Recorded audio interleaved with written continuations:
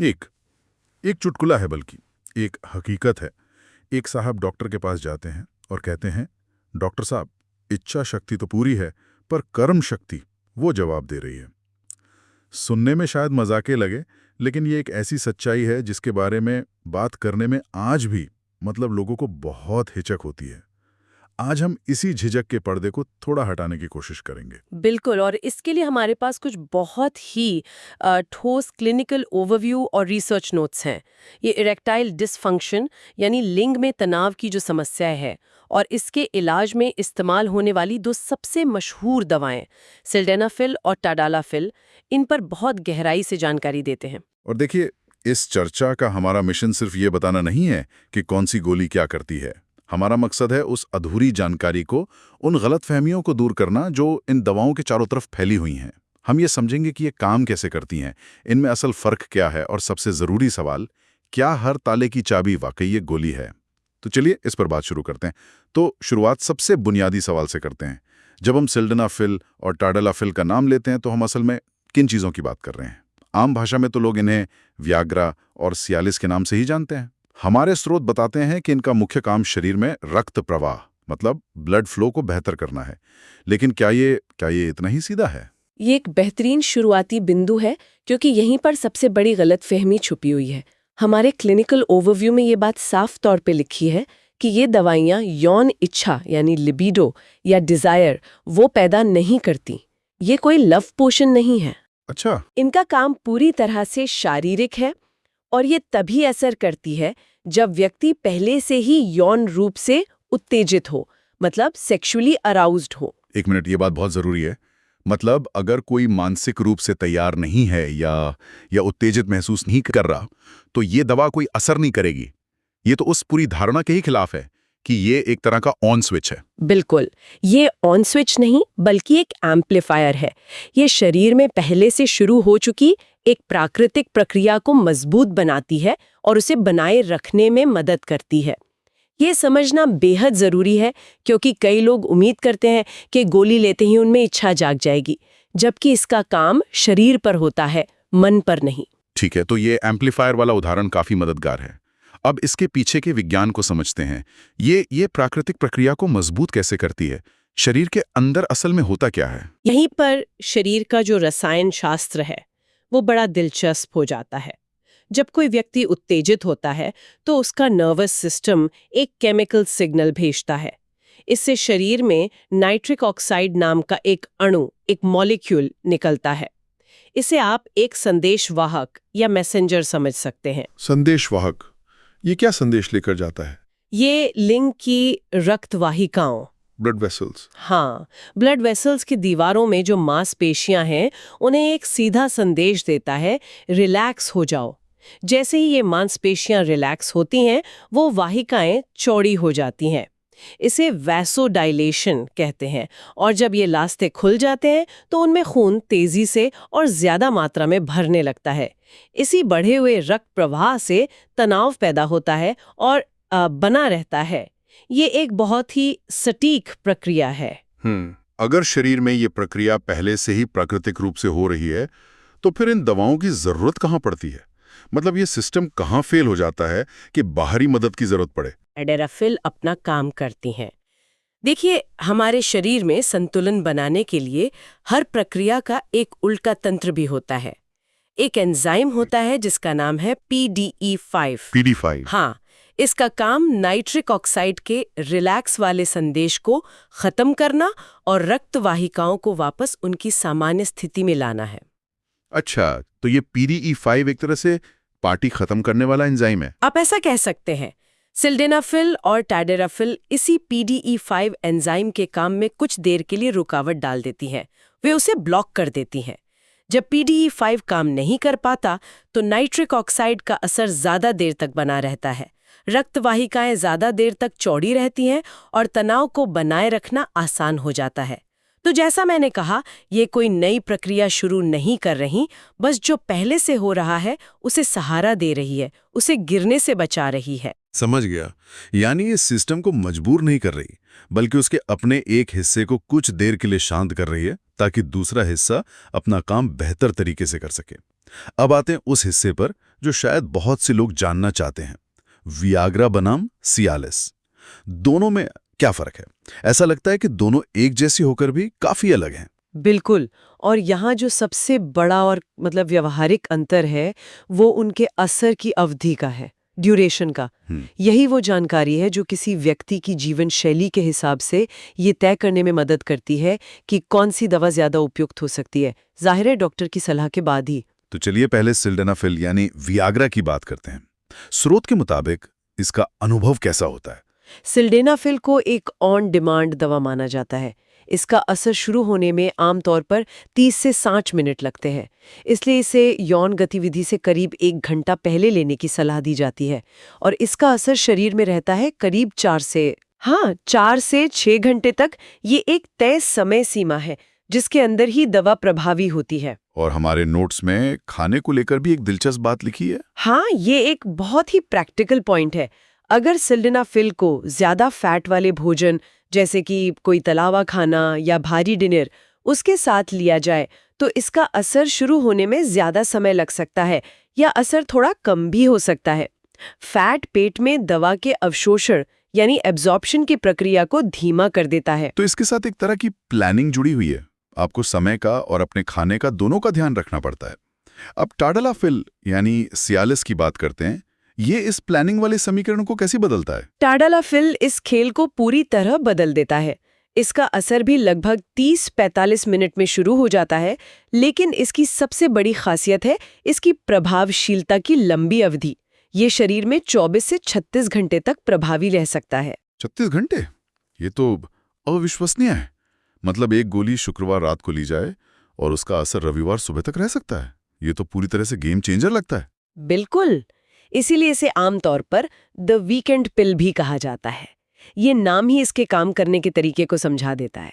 इसका सबसे बड़ा फायदा ये है कि ये उस टाइमिंग के दबाव को खत्म कर देता है। आपको गतिविधि के ठीक पहले इसे लेने की योजना नहीं बनानी पड़ती, जिससे रिश्ते में एक तरह की वो सहजता और स्वाभाविकता बनी रहती है। ये तो सिर्फ एक शारीरिक दवा नहीं बल्कि एक मनोवैज्ञानिक राहत भी हुई। आपको हर बार घड़ी देखने की जरूरत नहीं है। लेकिन यहाँ एक बात साफ करना जरूरी है जो हमारे नोट्स में भी है। 36 घंटे प्रभावी रहने का मतलब ये तो नहीं है कि 36 घंटे तक लगातार तनाव बना रहेगा, है ना? ये एक बेहद जरूरी स्पष्टीकरण है। नहीं, बिल्कुल नहीं। इसका मतलब सिर्फ ये है कि उस 36 घंटे की विंडो के दौरान जब भी व्यक्ति यौन रूप से उत्तेजित होगा तब दवा अपना काम करके तनाव पैदा करने में मदद करेगी। उत्तेजना के बिना दवा का कोई असर नहीं होगा। ये सब सुनने में तो बहुत अच्छा लगता है, लेकिन जैसा हम जानते हैं हर कहानी के 2 पहलू होते हैं। इन दवाओं के कुछ साइड इफेक्ट्स भी होंगे। हमारे स्रोत इनके बारे में क्या बताते हैं? हाँ, और ये जानना बहुत जरूरी है। दोनों दवाओं के कुछ आम दुष्प्रभाव हैं जो देखे जा सकते हैं। इनमें सबसे आम है सिरदर्द। इसके अलावा चेहरे पर गर्मी या लालपन महसूस होना, जिसे फेशियल फ्लशिंग भी कहते हैं। फेशियल फ्लशिंग मतलब चेहरा लाल हो जाना? हाँ, कुछ वैसा ही। क्योंकि ये दवाएं रक्त वाहिकाओं को चौड़ा करती हैं, तो चेहरे की महीन वाहिकाओं में भी रक्त प्रवाह बढ़ जाता है, जिससे चेहरा गर्म और लाल लग सकता है। इसके अलावा नाक बंद होना, चक्कर आना और कुछ लोगों में अपच या पेट खराब होने की शिकायत भी हो सकती है। ये ज्यादातर साइड इफेक्ट्स हल्के होते हैं और जैसे जैसे शरीर दवा का आदी होता है ये कम हो जाते हैं या खत्म हो जाते हैं। ये तो हुए आम साइड इफेक्ट्स, लेकिन मुझे लगता है कि यहाँ एक चेतावनी भी है जो हल्की नहीं बल्कि बहुत गंभीर है। बिल्कुल, और ये इस पूरी बातचीत का शायद सबसे गंभीर और महत्वपूर्ण हिस्सा है। इसे किसी भी कीमत पर नजरअंदाज नहीं किया जाना चाहिए। स्रोत में एक बहुत ही सख्त चेतावनी दी गई है।